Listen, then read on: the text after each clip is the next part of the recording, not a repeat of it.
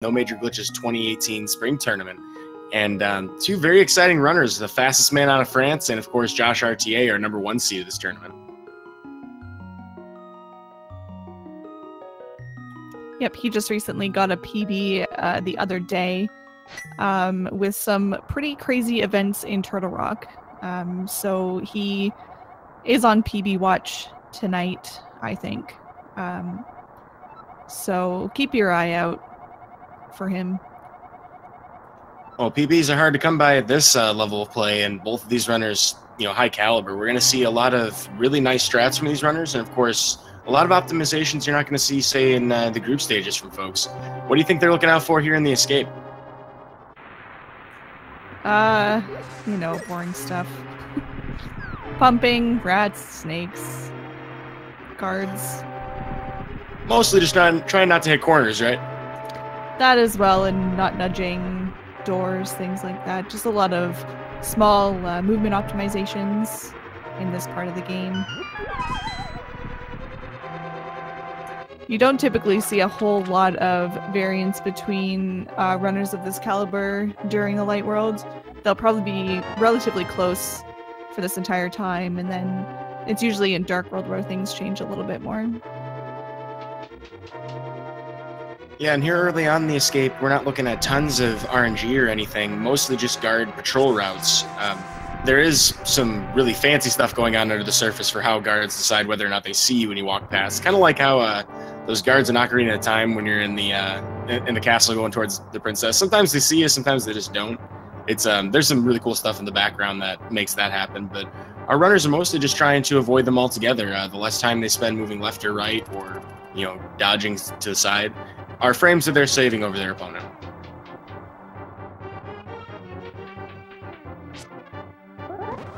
Yep, and this first key guard here, we had Linkorange actually going for a faster strategy, or I guess the more optimal strategy. But Josh's strategy, I think, is just easier and a little bit more consistent. So some slight differences there, nothing too big. But the goal there is just to get the key as close to the door as possible, so you can pick it up and open the door basically at the same time. This next guard that we have here has some RNG. Linkorange unfortunately had some pretty bad RNG there, with the guard walking away from him. Not the worst, but he handled it pretty well. And it really speaks to how many runs these guys have done. RNGs that they memorize for quite literally every single room of the game.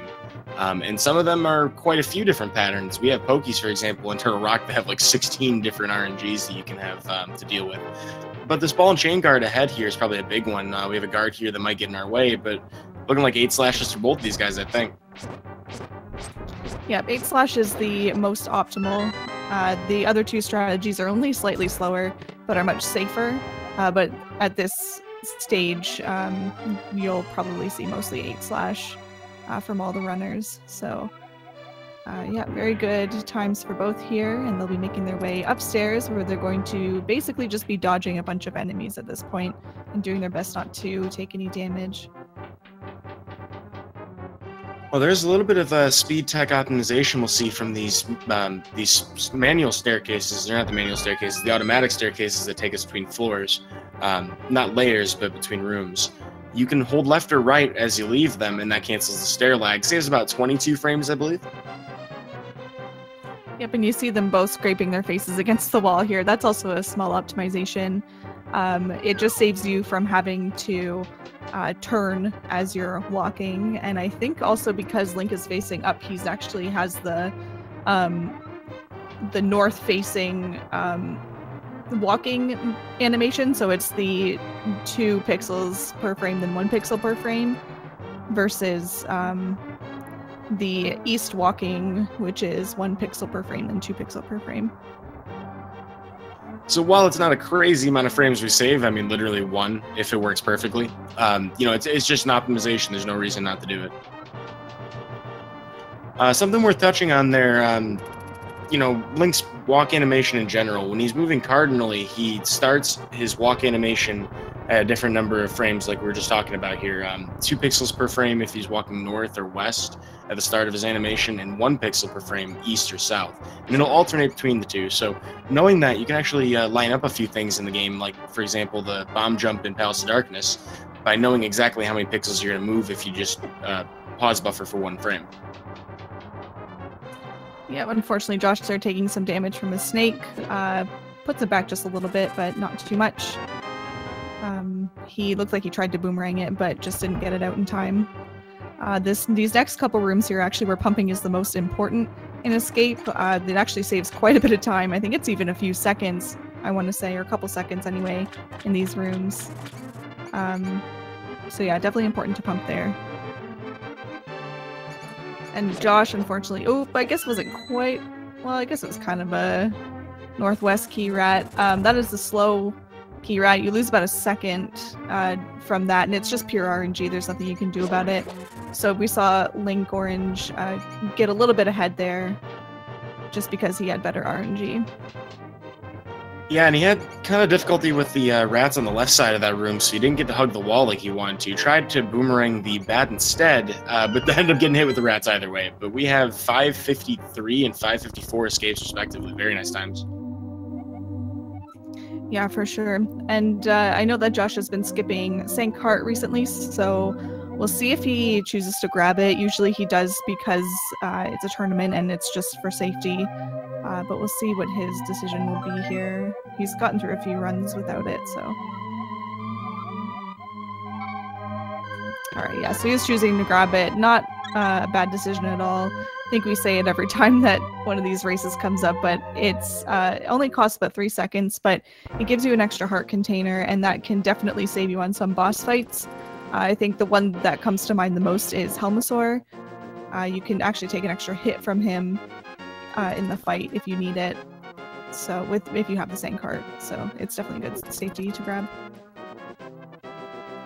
Yeah, I mean, that's also another thing that folks out there, if you're trying to practice the speed run, or if you want to pick up this speed run, the practice hack actually assumes that you're going to skip the Sanctuary Heart. So if it seems like, you know, some of the fights are a little more difficult than the hack, that might be why, actually. You might not realize that, you know, if you always get the Sanctuary Heart, that's where it wins.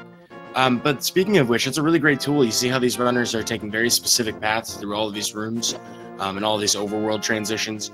This is because they've practiced these screens thousands of times thanks to that hack. So I'm going to link that to the chat real quick.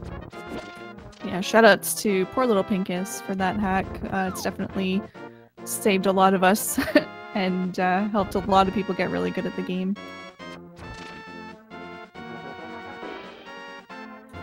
Alright, so they're making their way into Eastern Palace now. The first thing that they're really going to look out for, I guess, is the Cannonball Room, which is coming up next here. Ideally what you want is for all the cannonballs to be on the right-hand side, and then you just have to walk up the left-hand side. The worst thing is when you have to zigzag between them, but both seem to be okay there. They're going to pick up this pot here and make their way over, not into this skeleton room, but another skeleton room where some crazy things are happening. So they're going to pick up a pot, walk to a certain tile in the room, and throw the pot to the right, and then pick up the top left pot and throw it down. And they're going to kill the Stelphos in the room before they even spawn. There's some weird collision detection with the game, and usually 4 Stelphos are supposed to spawn there, only 2 do, and you kill them before they even show up. So nice little speed tech there. Yeah, and there's only so many instances in the game where we can directly influence where an enemy spawns. Also of note, both of our runners picking up 5 arrows on their way through to the right side here. These are safety arrows. They could rely on an enemy drop later on from one of the Igors, but this is just a more reliable way to get to 30 or close to it walking into the Armos fight. Yeah, if you're relying on that drop at the end, it's actually, I think, a 1 in 8 chance to get the drop. So your odds are not very good, and it only saves a second. I think it's only 1 second that it saves.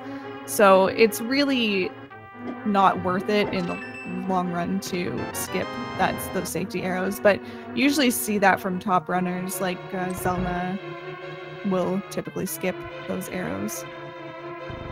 Well, if you're willing to grind for that much to save every little bit you can, and I guess if you're at the 123 range, it's pretty reasonable to try and find every time save. We also saw a perfect damage boost from both of our runners trying to get the big key. They bumped into a Popo and took the iframes and let them expire while they're stood on a switch underneath anti-fairies. Prevents us from having to kill everything in the room. Ooh, nice. Josh getting the 20 drop from that Popo there. That is going to be helpful for him later on for his rupee route. He won't have to grab any rupees from the blue drop, although he will, or the blue tree pull, I should say, even though he will automatically grab at least one, maybe two. But he doesn't need them, which is nice. Always nice to be rich leaving this place. Yeah, for sure. Wow, there's that arrow drop. Yep. Alright, so both entering Armos at about the same time. This fight, both these players are going to be doing the optimal strategy here. It doesn't save like too much time over non-optimal strategy, but basically what they want to do is get a few arrows into one ice Armos, we're not even there yet, oh man. A few arrows into one of the Armos knights, and then continue killing the rest of them, so that when they get back to the start of the, I guess, ring of Armos knights, the last one only needs one arrow and they can get a quick kill on him. You know you did the fight well if the last guy doesn't turn red. You know something really interesting about the finish there? We're back in sync here, perfect sync. Linkorange finished his fight a little behind Josh, but because he had picked up a magic drop from one of the Stalfos earlier on in the dungeon, he actually finished his cutscene refill faster than Josh. But it's time for us to get our fast mode shoes here. Pegasus boots from the King of Cowboys, Sahasrahla.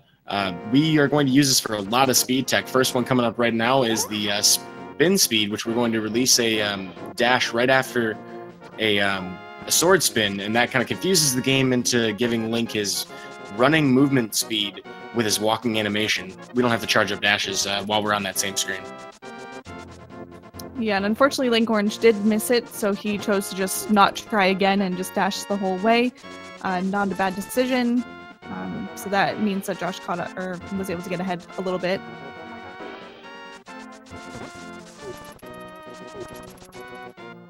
And there is another one coming up ahead here, heading towards the library as well. All you have to do to activate it is, walk off of a manual staircase like that, and you have to be walking cardinally north or south. Yep, these spin speeds here on the library screen save half a second each. There's two of them, one going to the library and one leaving. A lot of players decide not to go for the one going to library because your movement up the ladder and into the house has to be really, well, basically perfect in order to save the time. And it can be a little bit difficult to maneuver Link when he's going that fast. So a lot of players just opt to not do it on the way there. Well, the next one we see is going to be a lot scarier. I think both of our runners will try it. In Desert, which we're heading up to right now, we see some really nice movement here. Part of the optimization of this run. You saw it from Josh, we see it from Link here. Walking through the water there. We call it a water dash because you get your dash speed and you don't slow down that much from the water.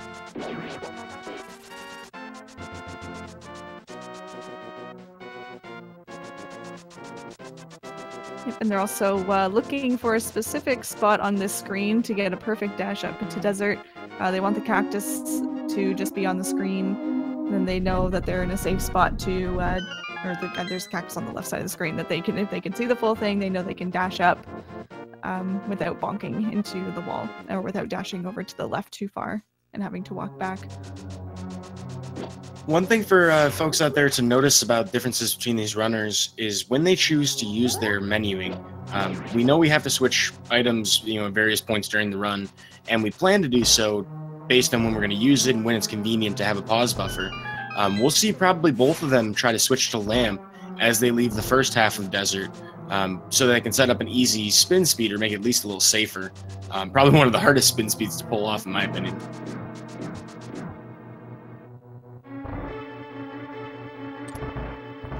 Well, we do have some RNG coming up here, whether or not these Popos move quickly, and also the cannonballs in the next room. Hopefully, both of our runners should be able to dash right through it.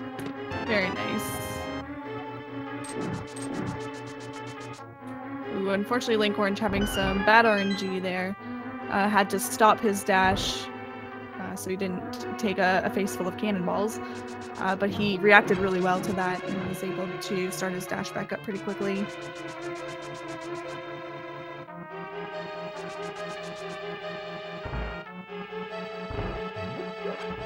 Well, next up for us is a couple of arrow drops here in the, I guess, the first circle pots room in the game.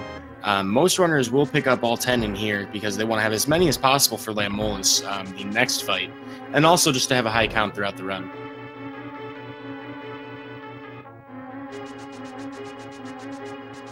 This is, after all, one of the most random bosses coming up in the entire run, often a place that even at high level, you know, this kills runs. And here's a spin speed that we had mentioned earlier. Saves less than a second. Linkorange deciding not to go for it. Not a bad call. If you mess it up, like if you end up hopping off the ledge, then you have to reopen desert and go all the way around and back out. So it loses quite a bit of time for only less than a second time save. But they did utilize a menu buffer there to the lamp so that they can just hold up right out of the menu, and Link will automatically be facing upright. We also get a couple of good examples of key dashes here from both of our runners. Anytime that you run and dash towards a door that you can open, well, the way that dashing works, you move 4 pixels per frame, and if you line it up perfectly with the door, Link will both open it and dash through at the same time. But here comes a Lammolas fight. We're going to try and pump as many arrows into this first cycle as possible. This is the only one that spawns in the same position. The rest of them, including their flight paths even in the first cycle, will be random, so this is very difficult to anticipate. Sorry, that was so close to being a 2 cycle. Yeah, Josh. 1 arrow, right? Yeah. Unfortunately, the one Lammo just hopped, I guess, a little bit too low, so his arrow didn't catch him in time. But still very a beautiful nice early fight. 3. Yeah, very, very nice fight from Josh there. Yeah, the goal in this fight is actually to try and kill the Armos or the Lambo that spawns last. You want to try to kill him first.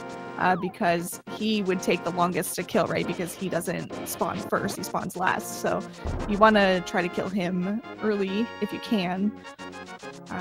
But anyway, that was a good fight from both these guys.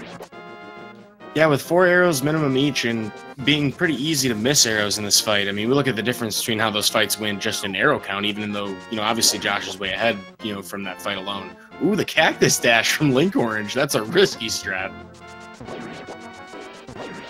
But yeah, I mean, Link has, 7 arrows compared to Josh's 15. That clearly went a lot better for Josh, even if you had just tuned in and didn't see it happen.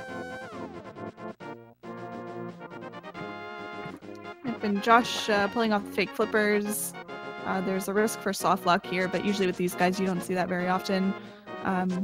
They've done this enough to know how to dodge if they're going to be in trouble, or, more importantly, just how to swim into the warp as best as possible. So both these guys making it out, which is good. Josh is going to grab this old man, take him back to his home in the cave, and he's going to get a nice little prize for it. And Linkorange is only a couple screens behind. I never looked at it that way, but I guess he is a caveman, isn't he? He is, yes. And he also doesn't like running fast, so we're going to avoid hitting the A button as much as possible, because that actually does slow him down consistently here. Yeah, walking past the pit in the cave like Linkorange did there, I think he did anyway, actually increases the walking speed with the old man by a little bit. So it's just a little small optimization that you can do with the old man.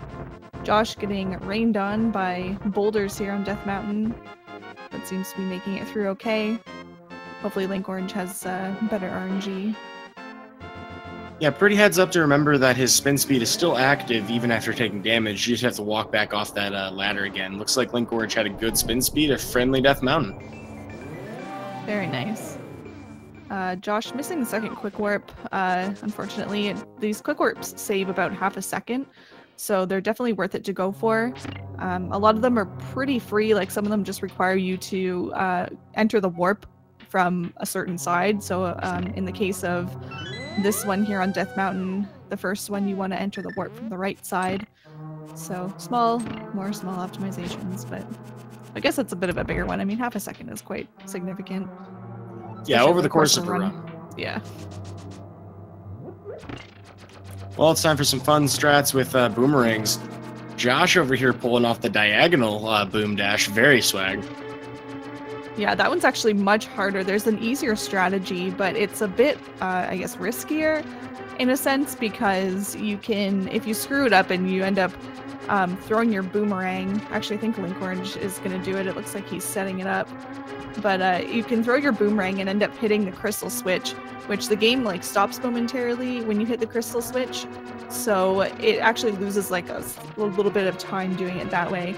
The way that Josh does it, there's less of a risk for that, which is why he goes for it. I remember asking him one time, why wouldn't you just do the easier boom dash? And he said, well, it's riskier and could end up hitting the switch when I don't want to. So that's why he does the harder one. And it's only harder because I think you have extra inputs or something. It's like you have to do a down left with your A and Y at the same time, and it's like a whole thing. So yeah, that's a fun thing, folks. If you haven't if you haven't watched NMG, if you're not familiar with the run, you can do this on any version of the game. You can run the game on any version. For the most part, people will use the Japanese 1.0 version because it has a lot of unpatched glitches that are favorable, things that we call minor glitches in our community.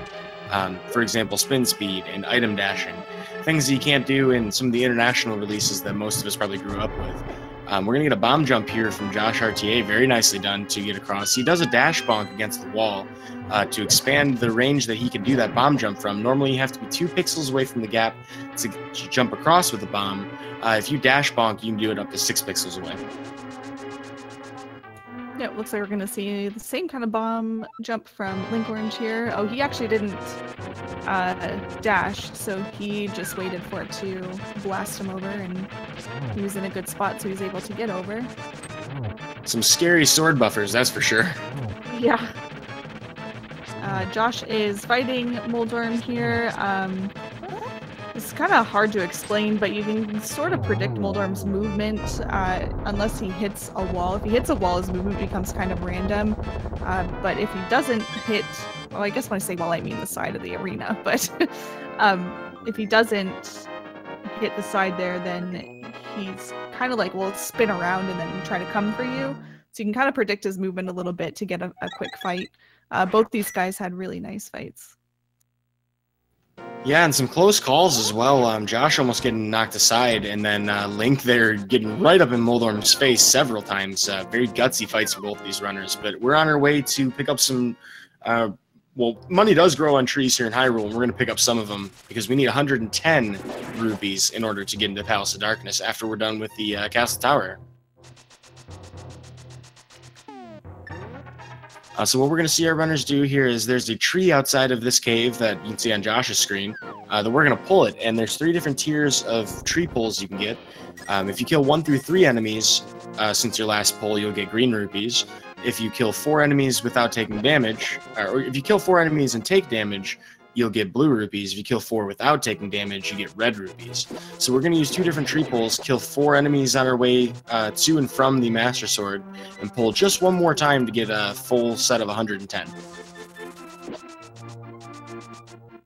Yep, and Josh is at a point where he can almost skip a red rupee. I imagine he'll probably still go for it, though, because you don't really want to try to farm extra rupees, even though he could get some drops in Aghanim's tower.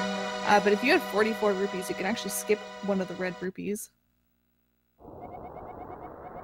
And of course, they do bounce in weird patterns sometimes when you pull the tree, so if you can skip one, sometimes you're saving yourself a couple, well, not a couple seconds, but definitely like a full second or so if it's in a really bad position. Well, 24-minute pedestals. These are pretty fast times so far. Pretty consistent as well. Both of our runners have done pretty well to keep themselves, moving quickly here in the light world. This is definitely more execution heavy early on, and only so much randomness. I think Lamb Mullis going as well as it did for Josh. He's probably feeling pretty good about his run so far. Yep, and there he is pulling his tree for the red rupees. He ends up grabbing all 4. Like I said, smart decision, because you don't want to be running around trying to farm a couple extra rupees. That would be much slower. And then he's going to head off to Aghanim's tower, and there's Linkorange with his 4 rupees, red rupees, and he'll be doing the same. Yeah, there was a good instance there of the tree rupee, I guess RNG if you want to call it that. Linkorange actually really had a little difficulty trying to get through there. There was a couple that kind of nestled themselves next to the tree, and you couldn't really afford to dash through there. Losing a couple seconds on Josh here, and that's a little bit, that will add up. As far as we know, there's not much RNG going forward besides Aghanim until we get into the Dark World. So we're going to see from Josh here in the first room of, well, I guess the second room technically, of Aghanim's tower is a strat we call Pui strat, where you utilize beams and arrows and a spin in order to kill those gold knights. It's about 1 second to 1.5 seconds faster than serving up Din Din, which is where you ding on the door and try to spin both guards at the same time. Josh had a little bit of trouble with the second guard. He didn't manipulate him in the correct way to get him underneath the railing, so he had to improvise and did quite well. Unfortunately, now waking things up in the dark maze is never a fun time. Yeah, I definitely want to avoid that in there. He did get through most of the difficult parts, though, so he wouldn't have lost much time, thankfully, from doing so. But it's very easy to alert those guards. You just gotta have sword beams or clink with something, and that's easier said than done to avoid that. Linkorange actually having the exact same problem. Also of note, our runners did dash through some blue guards earlier to kill them. When you dash through an enemy, it never drops its prize pack unless it's guaranteed drop, like a key, for example. We're doing that on purpose. Those particular guards belong as part of a prize pack with enemies later on in the game. We want to get a favorable fairy drop in Turtle Rock some 40 minutes later from now, 50 minutes later. So if all goes well, we'll see a fairy in Turtle Rock because both of our runners did that. Josh just had a really nice few rooms there.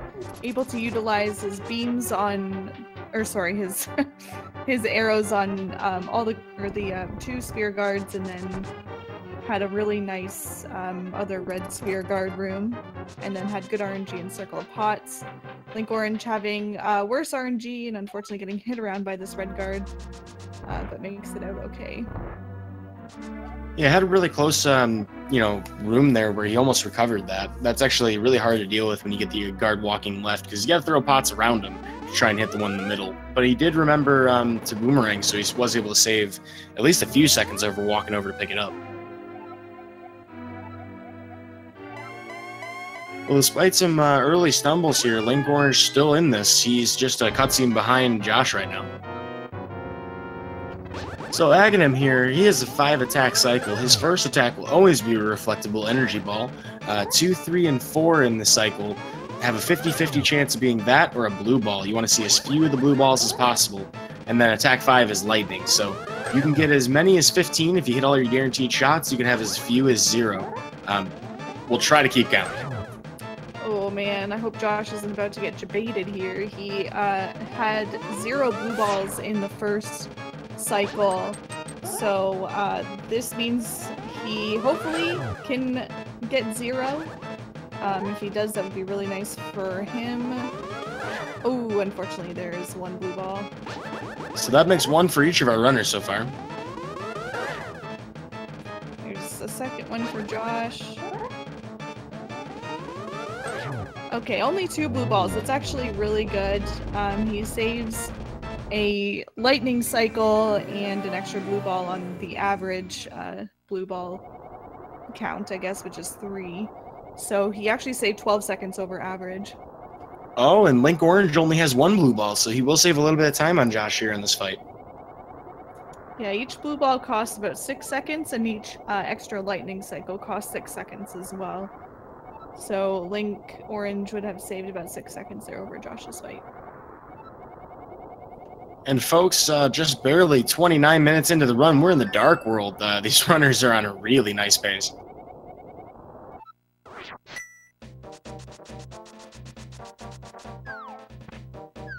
Well, we have our Moon Pearl, we have our Mirror, we have everything we need to be here in the second half of the game, so it's time for us to see a difficulty spike as well. Palace of Darkness coming up here is definitely the first place where the game starts kicking you in the face. Yeah, this is a pretty hard dungeon for it being the first Dark World dungeon.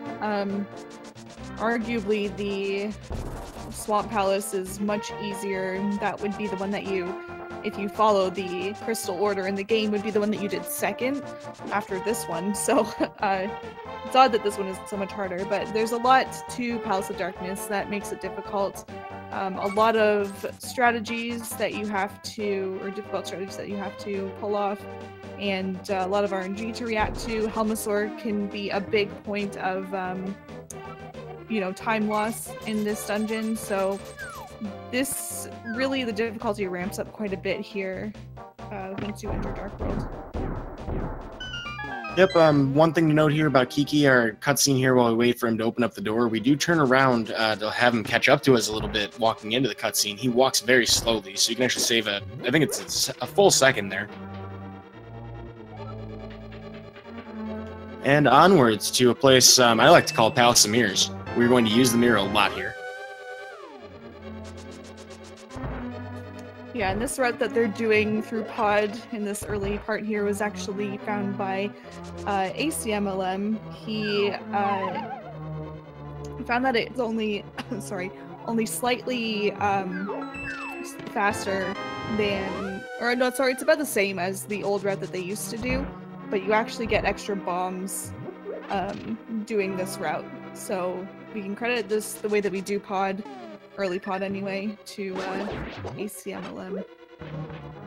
I'm definitely a fan of that. We do have a very difficult bomb jump. Well, I guess one of the most difficult in the game. These runners obviously have practiced it excessively to the point where they're going to pretty much get this first try almost any run. But we do have Hammer Yump coming up ahead.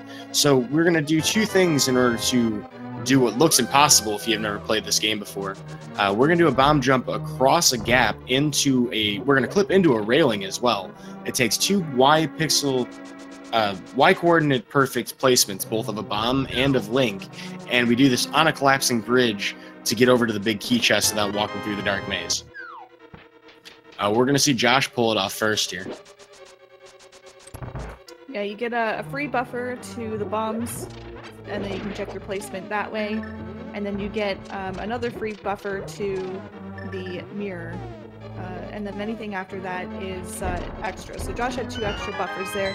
Still really nice. I could see he was a little extra careful with placing his bombs and picking them up. And I think that's because yesterday he placed his bombs and went to pick one up, but ended up picking up the wrong bomb and had to start the room over again. And that's just because the game will prioritize which bomb you pick up, so it's going to prioritize the first bomb that you place. If you're in its hitbox, it will pick up the first bomb that you placed, which is the bomb that he did not want to pick up. So taking a little bit careful there, but just to ensure that he gets a good hammer jump. Getting the sexy statue as well, just moving right around that statue. Very nice.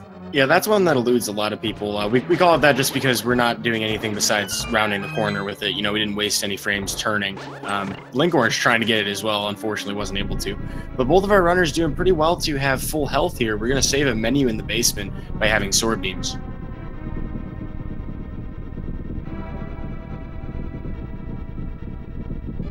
It looks like we have both of our runners in chat going not like this during this cutscene. I'm not sure what to make of that. Yeah, they both seem to be on pretty good runs, so I don't know either. That's right, we're going to be coming up to a room here called the Turtle Room. Notoriously awful because it just is bad. You want to turn over... Yeah, here, this is why this is bad. Prime example on Josh's screen. You could just get kind of bad patterns from these guys and they can go all over the place. And the last thing you want to be doing before you go into the Helmasaur fight is taking damage, so just an awful room. Linkorange also having some trouble, unfortunately, but doing his best to clean it up. Yeah, good recoveries all around, but this is one less hit we can take from Helmsaur King here. He will take, he will do 2 hearts of damage every time he hits us with any attack. So it's going to be 17 hits on the face mask here to pop that off, and then we need to do the equivalent of either 4 hammer hits to the face or 4 sword spins or 8 slashes to finish him off. Josh taking some damage here in the right. Pretty nice cleanup there. And Linkorange going to be going for these hammer hits as well. These are a little bit more difficult, well, I should say a lot more difficult than just slashing Helmsaur, but it is much faster. You do have to get close to him and his hitbox, which makes it scary, and now you can end up taking quite a bit of damage. These guys make it look so easy, though. Yeah, that was relatively straightforward for both of them. I mean, Linkorange really smacked him in the face with that hammer quickly on that second phase. On the enraged phase, you can do all of its attacks at once, so that's really gutsy to just walk up to his face and hit him with a hammer. It's very nice, too, to have the Master Sword out, because that does extend that hammer hitbox.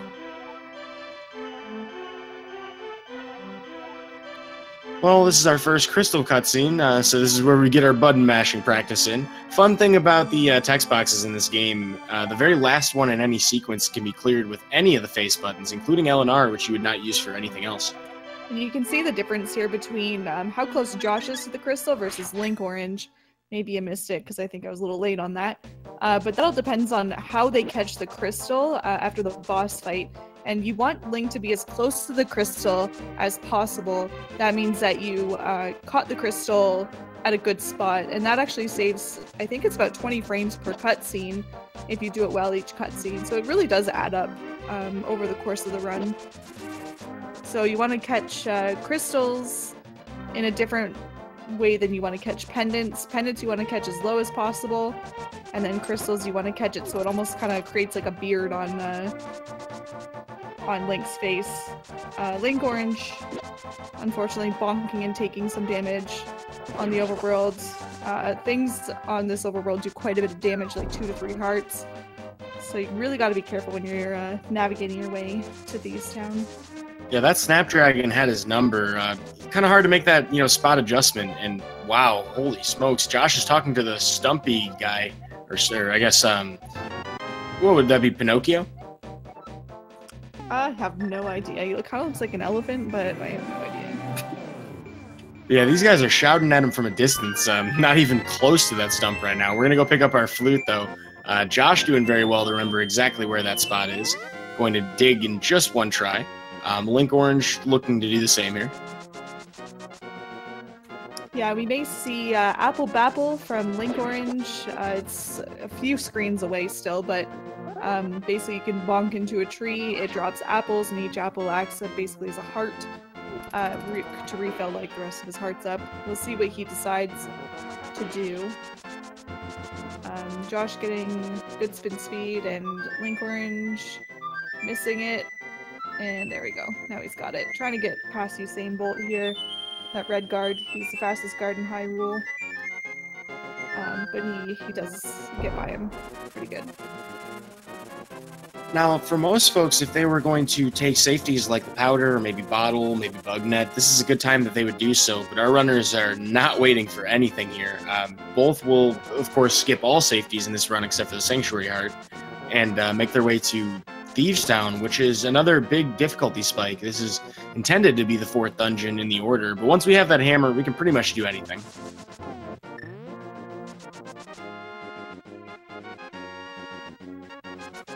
Yeah, and so we see Linkorange doing Apple Bapple here. Unfortunately, it makes the screen pretty laggy, and also how many apples drop and where they drop is random. So he didn't really get good apple drops there. They kind of all dropped over to the left side of the tree when he was on the right side, so he had to kind of walk around. So that's the only unfortunate thing about doing Apple Bapple, is that it can waste more time than it should, really.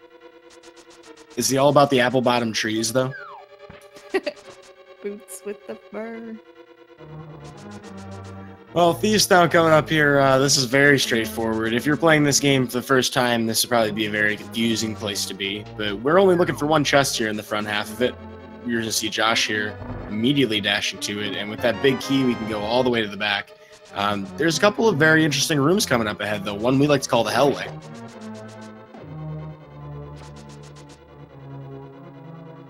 if everything goes well, our runners should hopefully be able to put themselves right in the center of a conveyor belt on a perfect pixel we like to call the God Pixel, and dash all the way through if the enemies are cooperative at the same time. Yeah, that's probably the worst part about Hellway, is that even if you get the God Pixel, the game can still say, no way man, and knock you out of it. Josh getting the God Pixel, but having bad RNG, but he recognized it right away, was able to stop his dash and restart it and get out of that room. So that was really nice execution there from Josh. We'll see what Linkorange, what his Hellway is like. He gets the God Pixel and gets the dash right through, so that was really nice. Absolutely sick. The best way you can do that room is if you can get through without there being any lag either, but that is completely dependent on RNG as well, so not really anything you can control.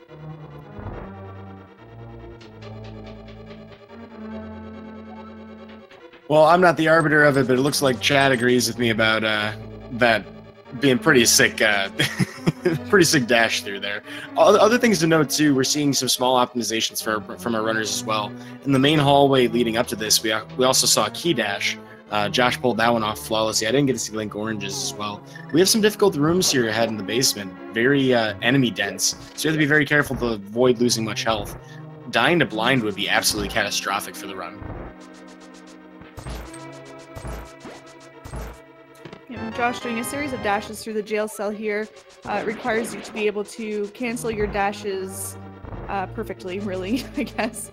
And it can be quite difficult to do. It looks a lot easier than it is, but if you're not good with dash canceling, or you cancel too soon, you're really not saving any time. So yeah.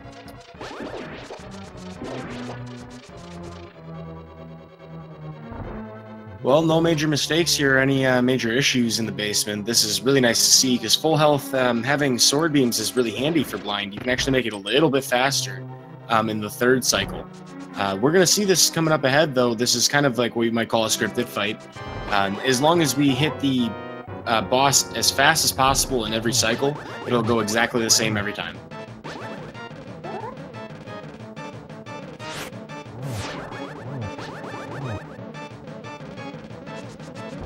Looking really good so far for Josh. We'll see if Linkorange has the same sort of fight. Ooh, Josh is going a little bit sideways, but was able to clean it up. I think he just slashed at some point there and didn't end up actually hitting blind, and then blind hit him. So wow, very nice fight from Linkorange. Holy moly. As a point of reference, when blind isn't touching the light there, that's about as close to perfect as it gets. I think that was a perfect fight. The advantage of having sword beams does help you hit him a little quicker there. So I think what went wrong with Josh's is that he tried to swipe and ended up taking damage on the same frame, so he didn't end up hitting him, or he just swiped a little wide. So a little off script, but either way, Josh still is maintaining his lead here.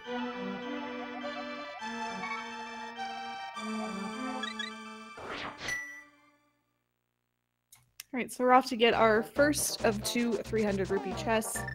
One is in this hut down here. The next one will be after we get the tempered sword. So we're gonna grab this, go pick up a frog, turn him into a blacksmith, bring him back home. He's gonna give us a prize. It's gonna be great. Yeah, fortunate for us in the speedrun, he does stay pretty close to his home. Yeah, I guess it's not really a prize since we're paying for it, but he gives us a discount, so... Arguably the least expensive damage upgrade Link has ever seen.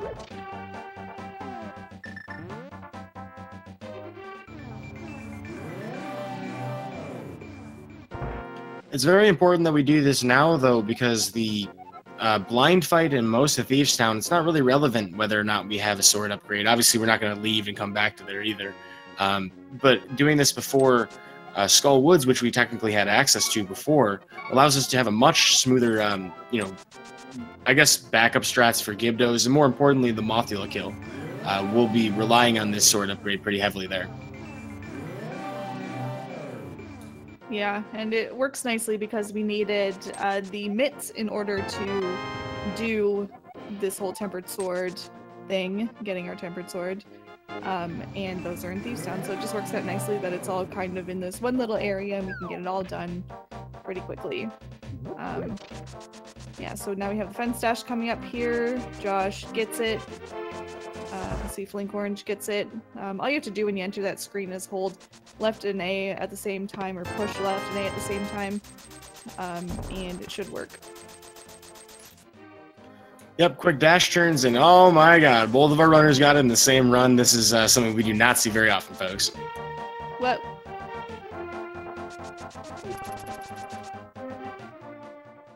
Alright, well, I'm hype after that. I hope you feel hype. I'm so hype. I am Josh levels of hype right now. Which is super hype. For anyone. Yeah, I'm gonna presume on that one. Alright, now here we have Mummy's Statue Room. It's notoriously the worst room in the game / definitely the dungeon.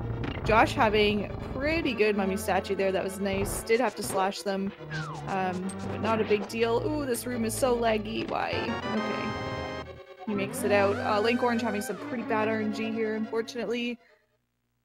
But he makes it out okay. Did really good. It's really important to not take damage there. Taking damage there can actually really mess up the rest of the dungeon in ways that like you wouldn't even believe. Because then you're intentionally taking damage here for the bomb jump. You intentionally take damage after the bomb jump, assuming you have enough hearts, in order to get a faster exit out of the dungeon. And if you've already taken damage in the Gibdo room, then that puts you down quite a few hearts. And the last thing you want is to go into a boss fight with a conveyor floor and a bunch of spikes with not very many hearts, because that makes it pretty difficult. And while sometimes you can get a fairy drop on your way through here, traversing to the left half of the dungeon, it's kind of rare. Certainly not something you're going to hope on. And, you know, it's not very uncommon to see situations like Linkorange's here, where he's down 4 hearts walking into the back. Josh is actually healthier than I might expect most people to be. Yeah, the fairy drop in the bushes are actually 50-50, so sometimes you get lucky and sometimes you don't. So, but even still, if you get the fairy drop, though, you don't want to be chasing it around unless you're so low that you're afraid you're going to die or something in the dungeon and you don't want to have to deal with that, but chasing after the fairy can be much slower. Well, a few minor mishaps in the Mummy Hellway, but JoshRTA doing pretty well to get through there. Only some small things like possibly doing like some rod dashes or, you know, maybe Mummy's being a little more friendly, but he did perfectly fine there. Linkorange showing us a pretty good Hellway as well. He misses his rod dash at the end. Yeah, Linkorange there did the more optimal strategy, and Josh looked like he did Joe's Mumway, which is taking it a little bit slower. I think it's, I want to say it's about, I'm just guessing here, but I think it's like 20 to 30 frames slower than optimal, but it's much safer and much more consistent, and it's a good one for anybody who's struggling with the optimal strategy or just struggling with Mummy Hellway in general. Definitely a very easy one to pick up, and I definitely endorse that strategy forever. Wow, that was a pretty close fight for Linkorange there. He was one Mothula hit away from dying there, actually. Those spikes will do 1 heart damage each, but it goes to show, you know, how much this fight can kind of go off rails when, you know, it takes too long to finish him off if Mothula gives you some unfortunate patterns. Those spikes in the floor make it very difficult to finish him off. Josh showed us a pretty good, you know, fight overall. He reacted very well to it, but he had very annoying Moth RNG as well. Yeah, Josh made the tutorial for the Mothula fight, so he definitely knows how to handle that boss in a lot of situations. So you usually will see a very good fight, Mothula fight from Josh.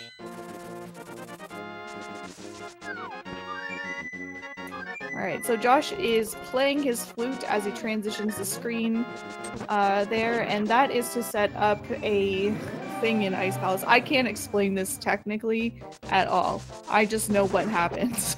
I don't know why or how. I don't know if you have any kind of explanation for it, Yuda, but basically... Well, it might just happen that we both have a different part of the puzzle, so go ahead and explain what happens first. Alright, so what Josh did there is he used his flute, and then what he's going to do in the first room of Ice Palace is be able to use his fire rod much sooner than he would normally. And so that just saves a few frames on killing the Freezor in the very first room of Ice Palace, which we'll see in a couple of minutes here. But that's my explanation. That's all I know about it. So from what I understand, the Fire Rod is kind of buggy, does some weird things with the what you might call Ancilla, or basically the splash damage that happens after you shoot the Fire Rod. It normally doesn't work in the first room of Ice Palace, and because of that, we have to kind of take a weird path and line ourselves up in a strange way and wait for the Freezor to activate before we can shoot that Fire Rod. By correcting this with the... And what we're doing is we're messing with like an altitude value, which is why we call the duck in the first place. But by setting that correctly, we can hit him with the splash damage and shoot the Fire Rod a little bit earlier, saving us some frames in that first round. Science.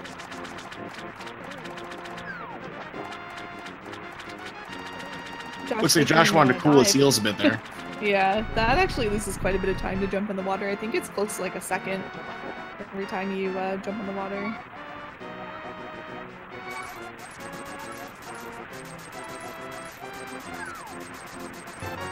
Paying a whole 500 rupees for these flippers.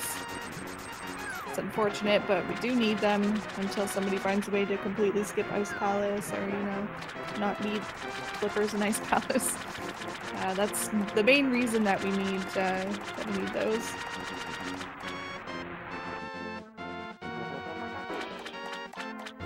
Yeah, it's too bad that we don't have an indoor fake flipper set up or anything like that. Nothing discovered so far. If we did, we would be able to skip this completely. But we are already in the neighborhood for the Quake Medallion, so it's not like it would save a lot of time. Yep, so we are about to see what we were talking about earlier on Josh's screen. Yep, so he gets to shoot much closer. Usually you have to get shot much faster.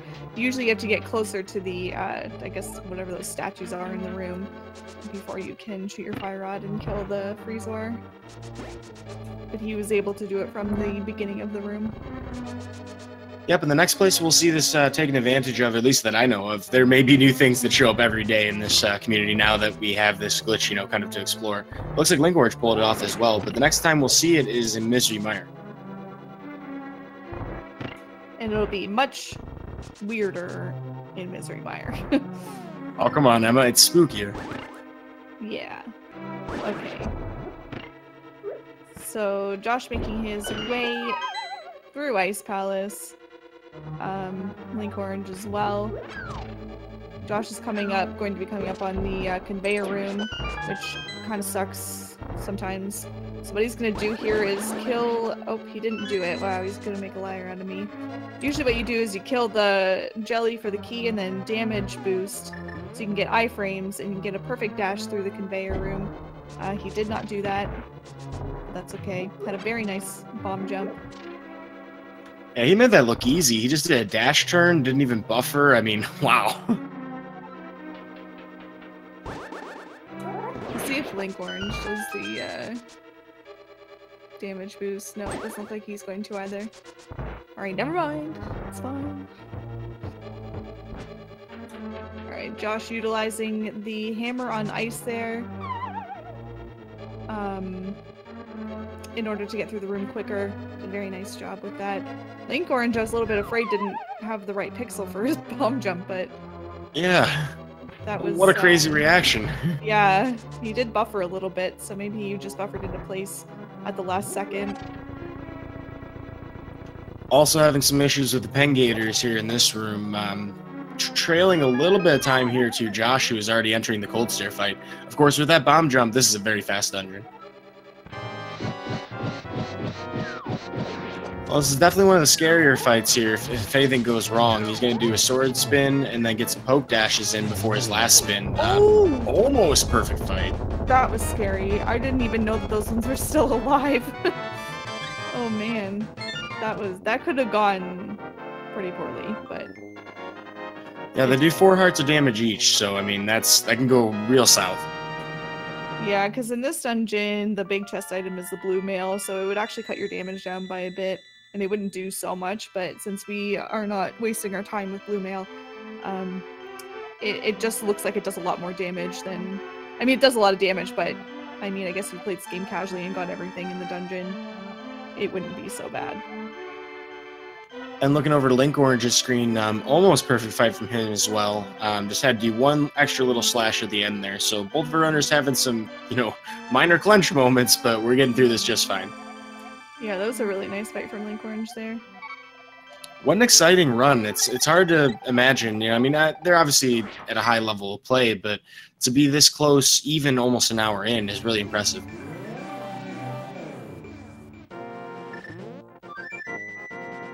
I actually wonder if Linko is on PB pace. He's having a really good run. He's keeping up with Josh, and Josh could easily be on 125 pace right now. By the looks of things, taking a quick look at his splits in the manual stream view, it looks like he's at least 15 seconds ahead. Nice. So, Linkorange on PB watch.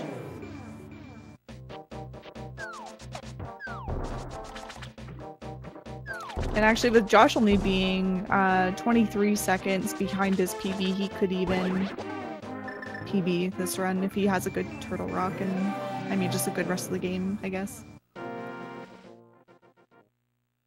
Well, I have to imagine nerves are pretty high running for both of these, racers right now. This is obviously for their tournament lives and so close to the finals. This is a quarterfinals match. We have 2 of our quarterfinals matches out of the way. The winner of this match will face off against esports own ALG Andy, who is the other contender for that semifinals match. And then whoever wins that match will face off against the eventual victor of, I believe, Blunt Bunny, and whoever wins between TGH and Darkmind Demon. Yeah, things are really starting to get close. Josh, Blunt, and Darkmind Demon all have 124 PBs. So, and as we saw from Andy, I think it was yesterday, if anybody watched his tournament race, he missed his PB by 1 second. So, he's definitely capable of getting a PB as well. So we've got some really, really tight competition in the rest of this tournament, really.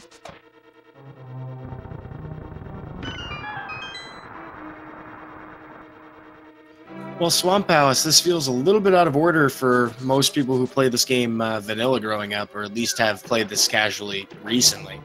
This would typically be the second dungeon, as we mentioned before, in the Dark World.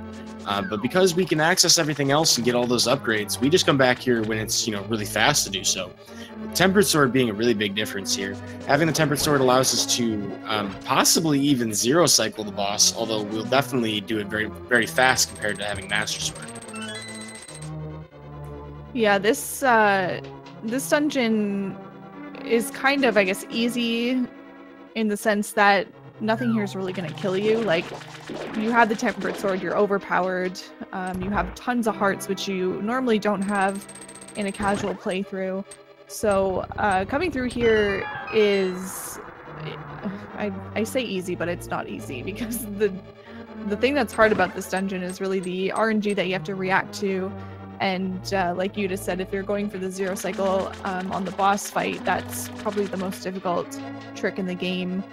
So there's definitely some difficult aspects of Swamp Palace, but the enemies are not one of those difficult aspects other than their RNG. Well, House of 1,000 Little Paper Cuts, definitely a possibility of losing time in this place. But so far, both of our runners seem to be doing pretty well. Only some minor mishaps for Linkorange here. All revolving around crystal switches and draining water, coincidentally enough. Yep. Josh doing a hammer dash here. For some reason, that hammer dash seems to be the easiest one in the game, and I don't know why, but that's one that... that's one that I never miss anyway, or barely miss, I should say, because I do miss it sometimes, but that one always just seems easier. I suppose you get the drop-in from the floor above that gives you some time to kind of mentally prepare yourself for the dash of the hammer. Yeah, that's a good point. So you don't have to, kind of do it right away after you've gone through a bunch of enemies. Josh, I don't mess it up like the one after Pod. Yeah, that one's harder. So Josh was going to set up a, I guess a little trick here where you can hook shot over to the other side to the pot, and then hook shot to the pot key. I think it's only like 1 frame that you can hook shot over, but he kind of moved a little bit when he opened the chest, so he was out of line for that and wasn't able to get it. We may see it on Linkorange's side. I know it's kind of difficult to imagine if you've never seen it, to listen to somebody explain it. It's much easier when you can actually see it happen. So we'll see from Linkorange here, he opens up the chest on the right-hand side, comes up to the side of the ledge, and then hook shots over and is able to hook shot to the key. Josh was just slightly off, so he wasn't able to do that. It was a very nice hookshot clip, though. It's a good setup to use that statue and the chest as well. There's also a hook dash that you'll see in Linkorange just do there. Allows him to pick up this pot instantly. There was one thing that Josh did in the next room that Linkorange is about to walk into. There's a red berry in here, and because it was electrical right when he walked in, he did 2 slashes while moving to the right to time up his dash so he wouldn't get electrocuted dashing through. We're seeing the 0 cycle Argus fight from Josh here. Very, very nice. Oh! First try, every try. Yeah. Ends up pulling it off. So that's just doing a hook dash when you enter the room with your sword out. Then you have to time your hook shots very precisely so that you can get all, so you can maintain that, I guess, hook dash sort of, and like get all the puffs onto your sword and kill them all in, I guess, 1 hit each. So it's quite a difference. Like, it's quite a good time save. It's like, I want to say 6 seconds or so. But it's very, very hard to pull off. Probably the most practiced and least executed fast kill strat in any of this game. Yeah, we see Linkorange not going for it, which is, ooh, he's got to be careful here. He only has half a heart. Yeah, he's doing those hook dashes. He just waited a little longer, trying to get a favorable setup for it, but he pulls off the fight, half a heart. Bit of a clincher, but he gets through it. Yeah, that is scary. One thing, actually, that Josh found, too, in this fight is that as Argus is ascending, as he's going up after you kill all the puffs, if you menu to the fire rod or whatever you're menuing to during his ascension, he actually keeps going as you're menuing, so you can save a few frames in the fight that way as well, by menuing during Argus going up.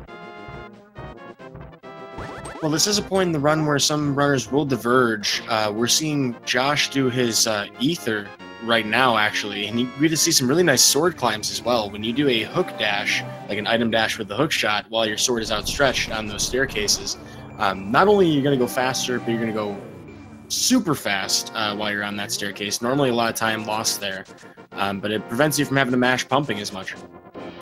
Yep, it also saves about a second over not doing it, so it's a small thing, but, you know, pretty good time save regardless. The only thing you really have to watch out for is not getting hit by anything on Death Mountain while you're doing the strategy, I guess, because then you slow down quite a bit, and if you're trying to farm hearts for Mire, which is the upcoming dungeon, then yeah, that's slow and not something you want to do. That's why I usually try to do this during Swamp Palace, because losing hearts before Swamp Palace doesn't really matter, because it's not, you know, heavy hitting like Mire can be, and with Mire you want to have lots of hearts for, I guess, the entire dungeon, really, mostly the boss. Well, this is where we get to see the setup for the spooky action glitch. We actually panned the camera to the right and picked up that rock from the bottom of it in order to set the altitude of that bird. Sprites in this game do share certain slots for information. For example, the altitude of any given item on screen.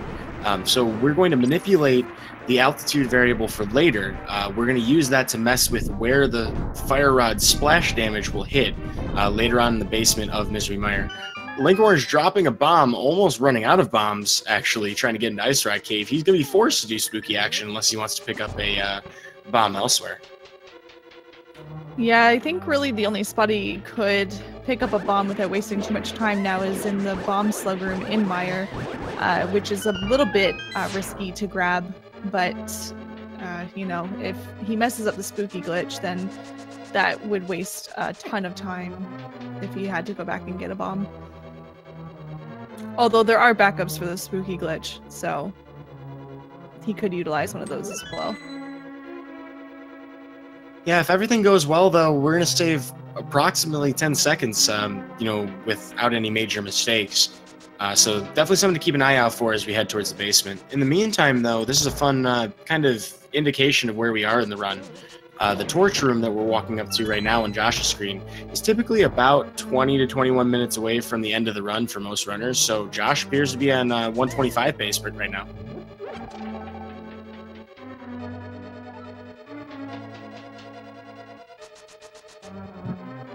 Ooh, missing one of the fire rods there. That actually can be a little bit detrimental to the end of the dungeon because we're going to need the fire rod for a couple of spots for the spooky glitch. Thankfully, in the spike key room, there is there is a pot with magic underneath, a small magic pot, so he could grab that as a backup.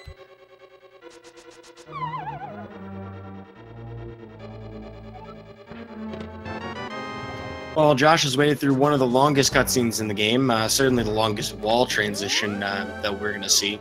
And he is making his way now that he has the big key to get his Cane of Samaria and then head to the basement. So, interesting thing about how the Cane of Samaria works, we pick it up late in the dungeon, and so it's not going to affect that altitude variable very easily. We're not going to throw any blocks either because that would also reset. So there's two different sprite slots that we're manipulating here. It's either slot 3 or slot 4. You can have up to 10 on screen at any given time. So that's why sometimes like sprites will disappear from screen. If there's too many on screen, they just can't generate them. But we're going to do a quick dash before we place a block to force the game to use a different slot than it normally does. This allows us to preserve the altitude we set with the duck, and then use that for the fire rod in the following rooms to hit certain things from a distance. We call it spooky action from a distance, quantum entanglement reference if you folks out there like physics. So we're going to see the first, well, I guess really not the first, but anyway, we're going to see one of the parts here of this spooky glitch. Josh is going to kick up some dust before putting down the Cane of Samaria block. And then in the next room here, he's going to be able to hit this spike up here with the fire rod, and it will actually hit the crystal switch that's at the top of the room. And then this next room here, he's going to walk up and left a little bit and hit one of those anti-fairies, which hits the crystal switch in the room above him, where you usually have to bomb the wall to get into. And then he hits this torch from the left side, and that hits the crystal switch at the top of that room. So that whole thing saves approximately 10 to 11 seconds if you do it all well. The time where, I mean, you don't save as much time on the, what am I trying to say here? The cutscene, the crystal cutscene becomes longer now, though, than it would have without this glitch because of the magic refill.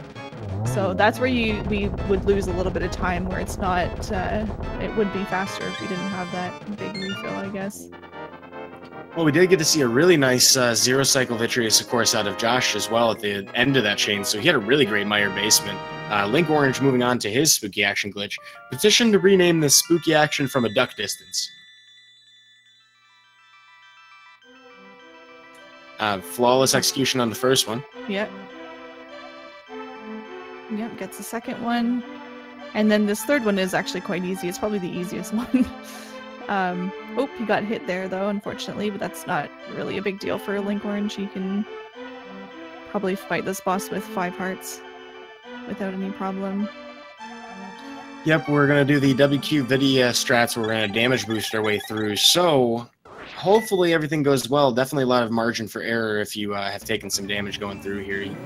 As long as he doesn't take a direct hit, Linkorange is going to get that zero cycle. Very nicely done. Yeah, he had to be careful there. He kept stepping in the darker green goo, which, while Vidya is alive, does damage. So he was down to 1 heart there. Kept trying to move out of it, but I think kept moving back into it. So that's unfortunate. Josh, oh shoot. Oh, he's having, oh no. Okay. Is this the fabled Waffle House? Not quite. Thank goodness. Yeah, but yeah, so usually he would have gone ahead with a glitch there called, or not a glitch, sorry, strategy called Waffle House drive-through, where you get spin speed off the ladder and then you hook shot the squirrels out of the way and just kind of spin speed your way all the way off the screen. Saves about a second over not doing it, but unfortunately he got hit by a boulder and then had a little bit of a squirrel party, so it just didn't happen. But it's really cool if you see it. It looks really impressive. Yeah, certainly the hypest to the strats out there. Next defense dash, of course. Linkorange has a shot at doing it. Hopefully he has a little bit better luck. Josh here is moving on, though, to Turtle Rock, and he will try to do a item dash for this medallion, hopefully to get spin speed off of this platform, saving a couple of frames here and getting a quick hop off the ledge. Fun fact, when you're in super speed, you will automatically jump off of any ledge you touch, and Linkorange pulling off the drive-through. Yeah, that was actually really nice. All right, I gotta stop talking through the fun stuff. It's all good. It's just Turtle Rock now, so... This dungeon is actually quite difficult. A lot of enemies in this dungeon do 4 hearts of damage, which is pretty heavy hitting for this part of the game. And we take intentional damage from a roller in the room after the one that Josh is in, and which does 4 hearts of damage. So we rely pretty heavily on the fairy drop, which we have been manipulating this whole run. And hopefully Josh will get it sooner rather than later, considering he doesn't have very many hearts. But the chomps is really the next big problem in this dungeon. Their RNG sucks, and depending on what they do, you have to change up your strategy a little bit. Well, here comes that pokey for the fairy, and Josh gets the fairy drop. Very nice. And he actually gets good chomps RNG, so he's going to get out of this room pretty quickly. That's really nice.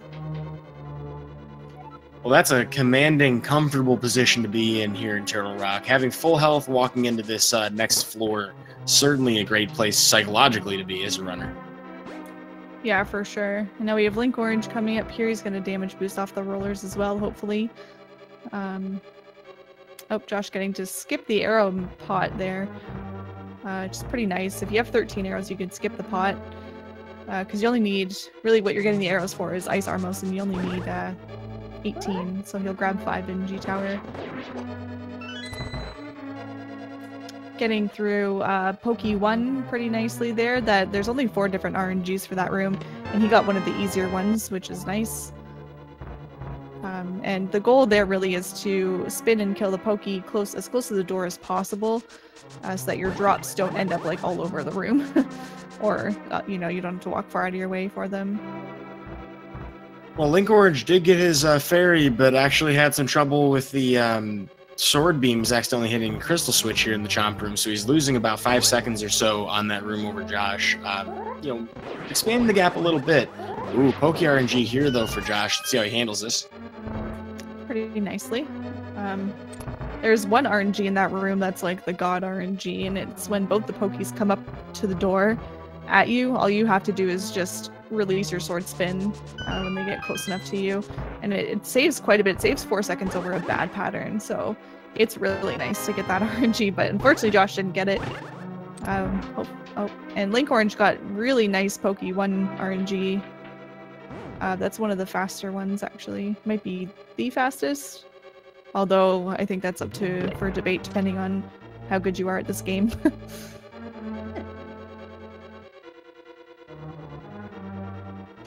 Well, nothing too scary here in the dark maze. Josh is making his way to the laser bridge skip, though. We're going to dash through what looks... Well, it's going to look like we're going to dash through a laser. Fun thing about lasers and fire snakes in this game, only the leading trailing edge will actually do damage to you. So if you time it right, you can just go right through it. Josh having a very nice laser skip. That's the optimal way to do that strategy. Just dashing through the red beetle and then slashing him out of the way. It's very difficult to pull off though, so not recommended unless you're really good at this game are really good, you know, with canceling your dashes. Because any little mess up there and you could be losing a lot of hearts and time. Well, we're opting for backdoor strats here on Trinex. Remembering to switch our item before we do that last hit, because when a boss is exploding, you actually can't access your menu. It turns out the old adage, cool guys don't look at explosions, isn't true. Link absolutely has to watch the C4 every time. Yep, and the thing to look out for here for when to spin early enough is for when the shell disappears. So as soon as the big shell disappears off Trinex, you know that you can release your spin. Linkorange having a nice laser skip as well. Just being able to slash that red beetle out of the way, off of the platform, and getting in to get the key pretty quickly. And also a really nice cane dash, too. Well, so this is interesting for our runners. Josh does not have all the arrows he needs for Ice Armos, but he has several opportunities to pick up arrows on his way. Linkorange in a fantastic position with his arrows, may even skip some drops.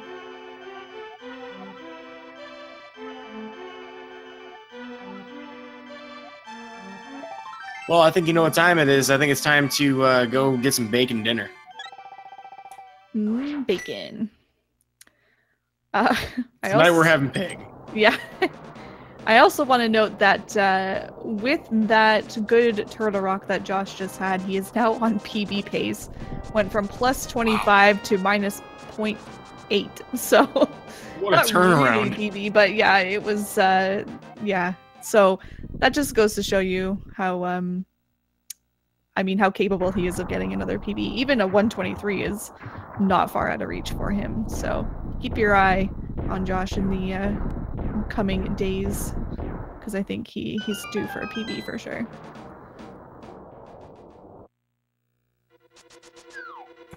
So we saw Josh. Oh, sorry. Maybe we didn't see him do it, but there's a way to actually speed up the crystal, I guess the G tower opening, and it saves about 20 frames. You just need to be like a pixel away from the, or not a pixel away from the tower. I don't know how to explain it. I'm really bad at explaining this thing, but you want to be like not completely flush with the tower. You just want to be like about a pixel off. Because even when the game's running well, the programming doesn't let the Super Nintendo run as fast as possibly can anyway. I'm sure Super Scud should have a better explanation, but if you could overclock the processor of the game, you'd have a lot less lag. Yeah, like you saw Linkorange there cancel his dash and move down a little bit just to ensure that he gets that faster cutscene instead of being right up against the tower.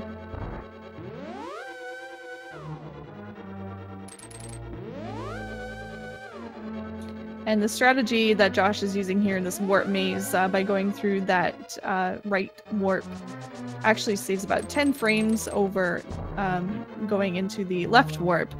The left warp, however, is much safer because you don't risk accidentally warping to, like when you go through the right warp and then you walk past 2 more warps, you can risk walking into one of those warps, which you don't want to do. So the one way that Josh did it was a little bit faster, but a little bit riskier as well. Well, fortune favors the bold. Josh here is going to walk into this Ice Armos fight with exactly 18 arrows. This is what he needs, so he can't really afford to waste any shots here, but his setup has him not wasting any at all. He gets through here. He's probably going to pick up the 10 arrow chest right here since he doesn't have any for the mimics ahead. Yeah, that was a very nice Ice Armos fight from Josh. And because he has full hearts here, he can actually hit this crystal switch upstairs with his beams, and he's going to dash along these spikes, and he can do a menu buffer here to the arrows, which saves a little bit of time when you're pushing that block. It's only, we're talking frames here, but it is a little bit of an optimization, so it's nice when you get to be able to do that in the upstairs here. Very nice mimics rooms from Josh. Yeah. Now we're going to be off to Gauntlet. Well, folks, if you love to see the best execution in the game, you are tuned into the right channel right now. As far as, sections go where you're just go, and you're just trying to move as fast as possible. Ganon's Tower Gauntlet, one of the most exciting places to see. Josh is going to do a stutter step here through Ganon Ball Z. Hopefully Linkorange on the next episode will be able to handle his a little better.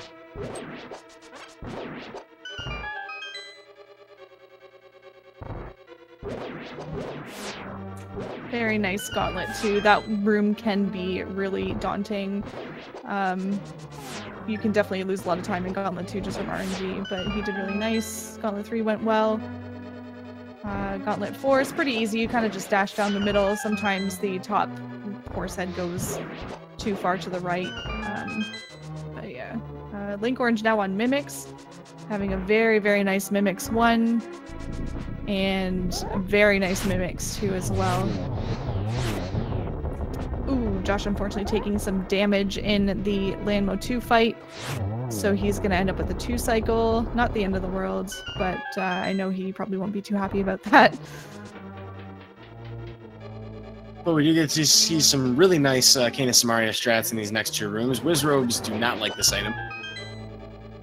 Ooh, Linkorange taking damage on the Cannonball Bridge here, but that's okay. Just a small time loss. I feel like I want to make DBZ references, but 1 was enough. I wouldn't even get them, so... Alright, I'll shoot for it anyway. Somebody get that man a Senzu Bean. Next up, though, we got Torch Room. For Josh, he's doing pretty well through here. He has an extra menu buffer, though, because he forgot to switch to his Fire Rod when he did open the menu. But with the magic refill here, he should be completely fine to make his way to Moldrum 2. Yeah, Linkorange is having a bit of trouble here in Gauntlet. His Gauntlet 3 was a little bit hairy. But thankfully his Gauntlet 4 and 5 went well. And hopefully his Landmo 2 goes well also. Well, so this is the very last gas stop or gas station before Ganon. We're going to pick up our magic here, and if we had powder, this would be our last heal as well, unless we want to stop by the base of the pyramid. So this is what Josh will have walking into the Ganon fight, provided nothing bad happens to him. Meanwhile, Linkorange pretty low on health right now. That was a very nice Moldrum 2 fight from Josh. He's going to hookshot through this block and then just moves down left and starts a dash, and that allows him to just dash through the door without bonking. And now we're gonna go into Aga 2, and this is probably one of the worst fights in the game. Well, I mean, it can be and it can't be. You have to be good at geometry for this. So there's 3 Aghanims. Only the main one can give you blue balls, and he will only give them to you on certain cycles. This one here is one of them where he can give you a blue ball, and Josh unfortunately gets one. Your goal here is to get 2 cycles would be the best, but 3 is, you know, still okay.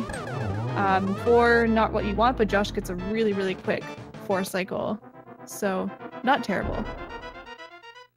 Yeah, the first cycle, it looked like he had a triple, but I believe 2 of them collided at the exact same frame, so that actually does remove one. We get a rare map check. Linkorange making sure he's at the top of the tower right now. This is tough. I have to imagine that he's probably going to pick up... well, I mean, he may just go all the way into the Ganon fight with 2.5 hearts, but that's gutsy.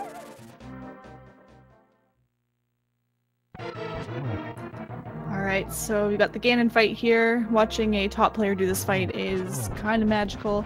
It's because they put a lot of time into this, and the fight goes really quickly.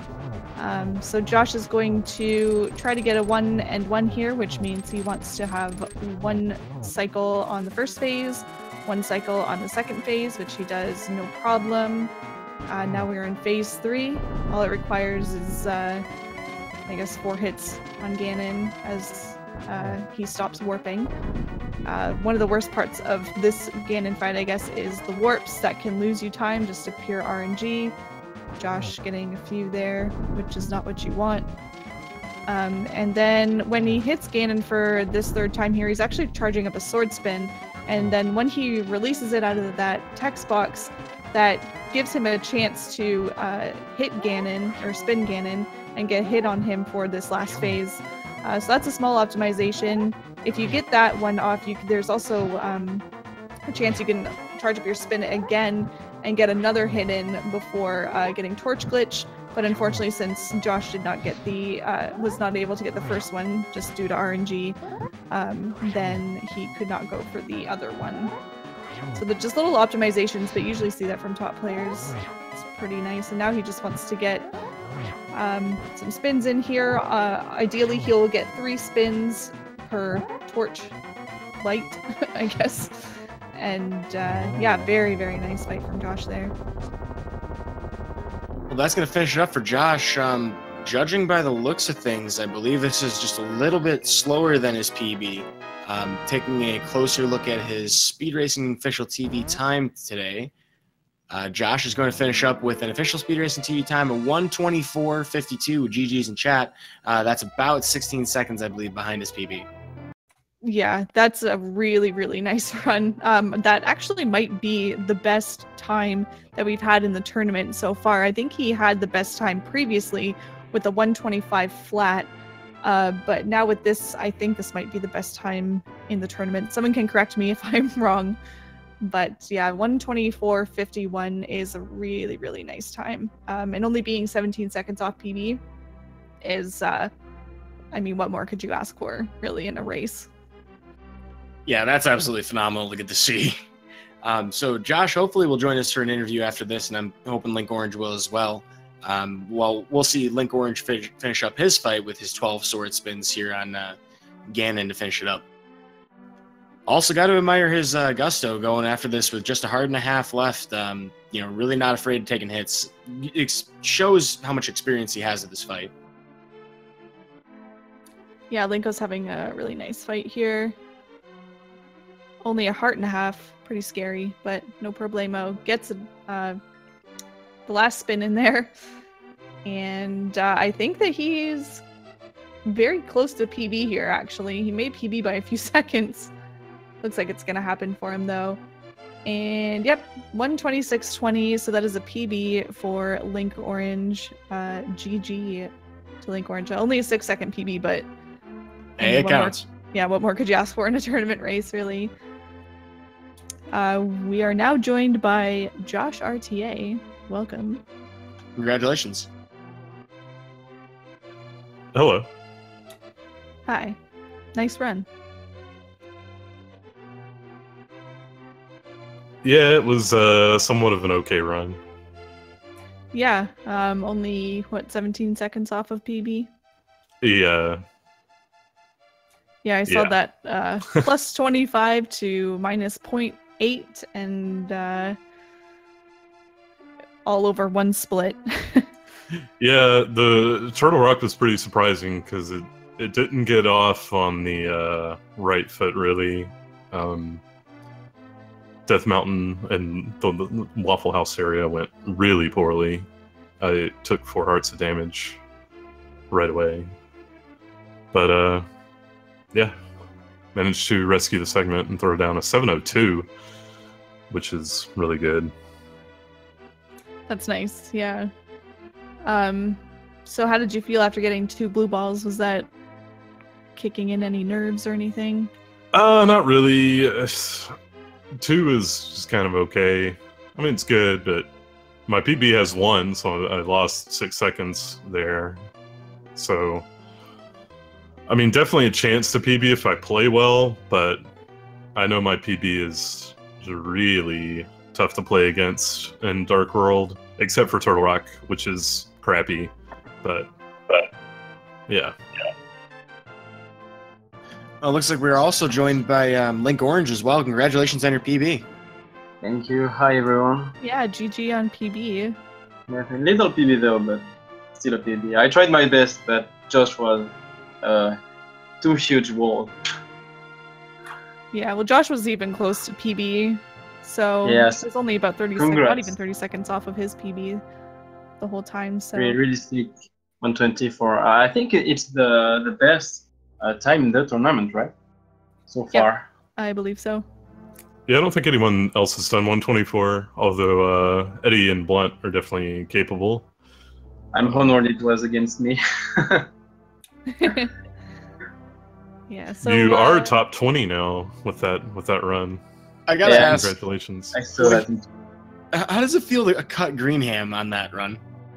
I'm happy, but you know, I was mad on my Ganon Tower because after T-Rock, I was on a 125 pace and screwed up on every single room in Ganon Tower. But still happy then to come back in the top 20. Yeah, you were keeping pace with Josh for a lot of the run, so I figured you were probably on 125 pace for a while there, which was pretty nice. Someone in chat kept posting the updates, and I think you were only like 20 seconds behind me or something at Skull Woods. After Skull Woods. I think so. Like, I lost time in Skull Woods. I almost died on Mothula. oh, okay. Yeah, I was.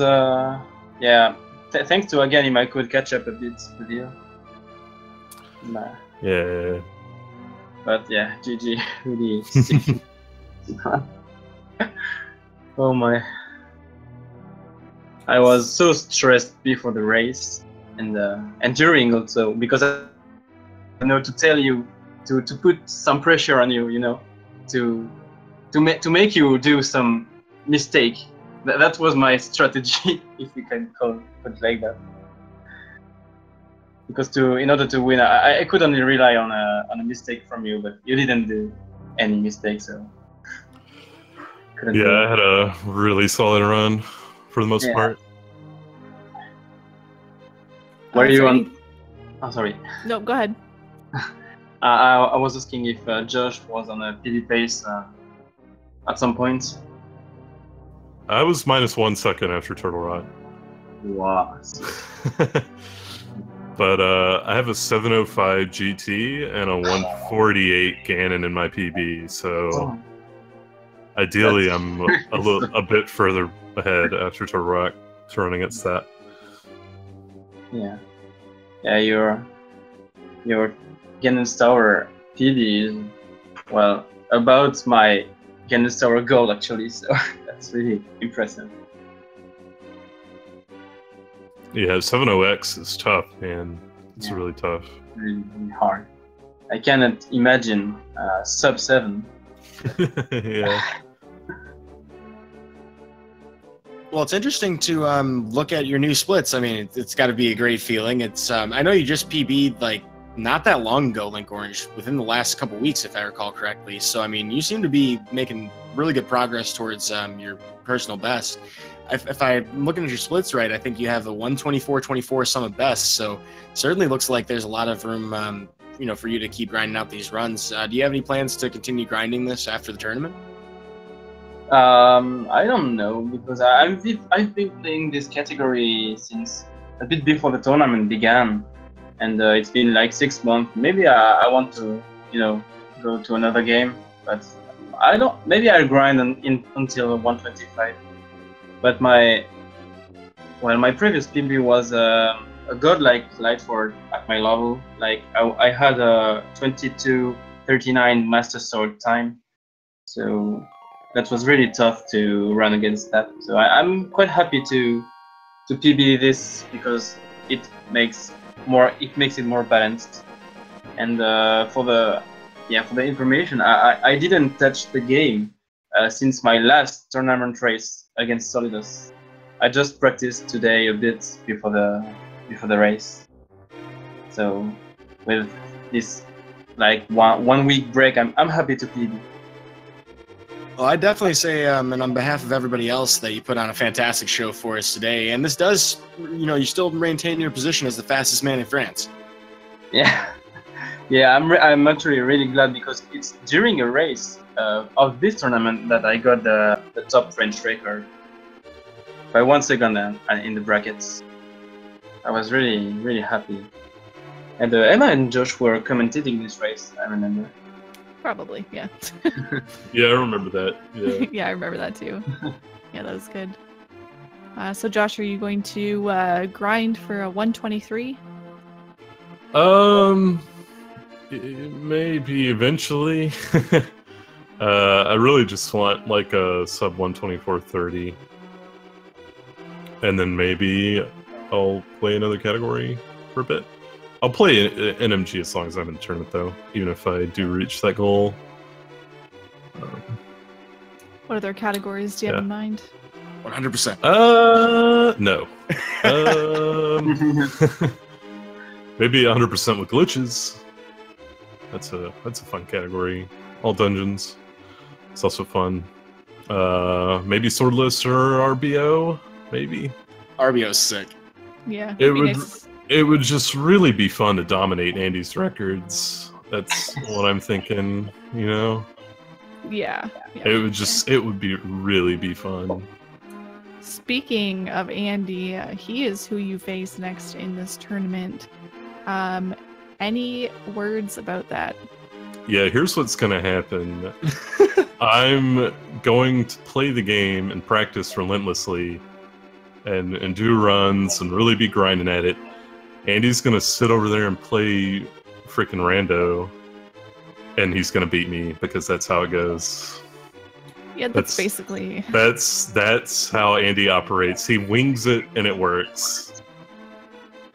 Yeah. Every time. Some people just get lucky, I guess.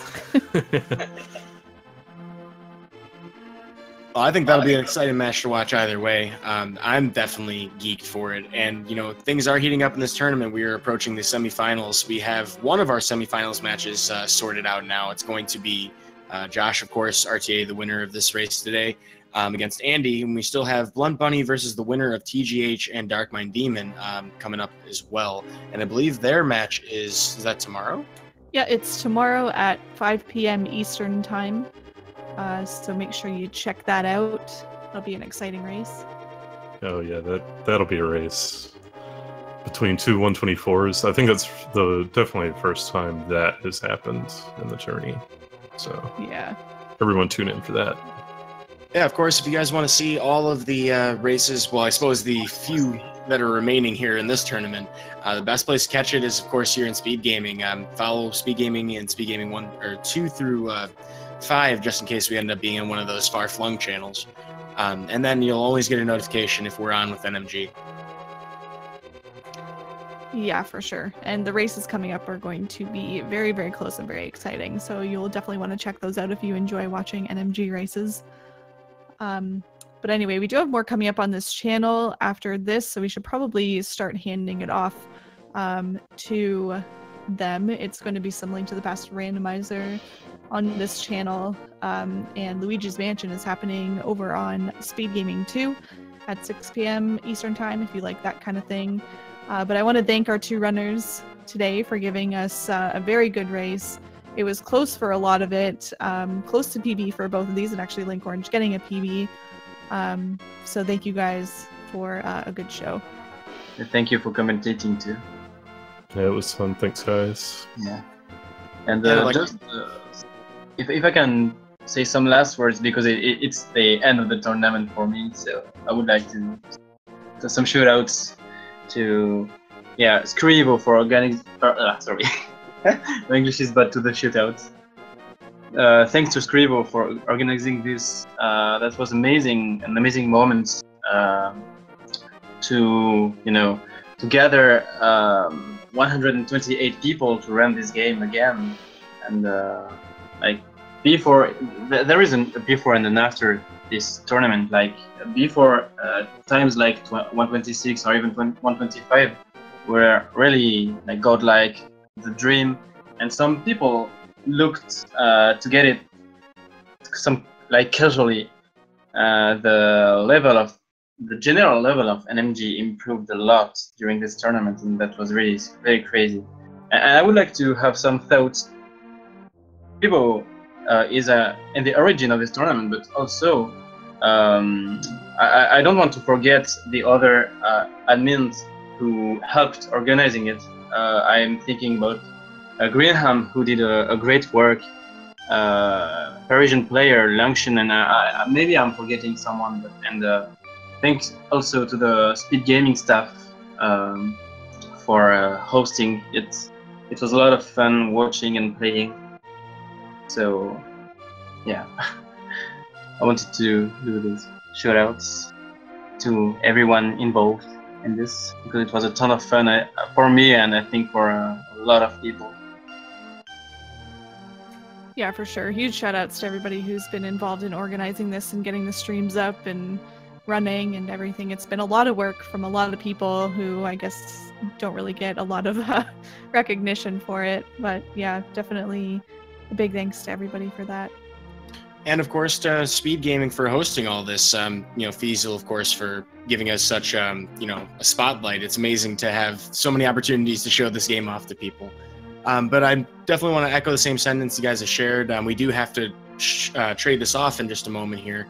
We do have the randomizer tournament bracket reveal stream coming up in about 10 minutes here on this channel. So, folks, do not change, the tuner. I'm feeling a little dated saying that, but keep it tuned here if you're following both of these tournaments, as I surely have been myself. It should be really fun. I hear that we're doing some kind of random seed to reveal the names because it's like a not seeded bracket, so kind of complicated. I'll let them explain it better than I can. But other than that, though, I think that's about it for us. So I've been Uday Monistic, today joined by a Metatron. And thank you everybody for watching. Thanks for Yuda for commentating with me, and thank you to the racers once again for putting on a good show. And yeah, I guess that'll do it for us. Yep, we'll see you next mission.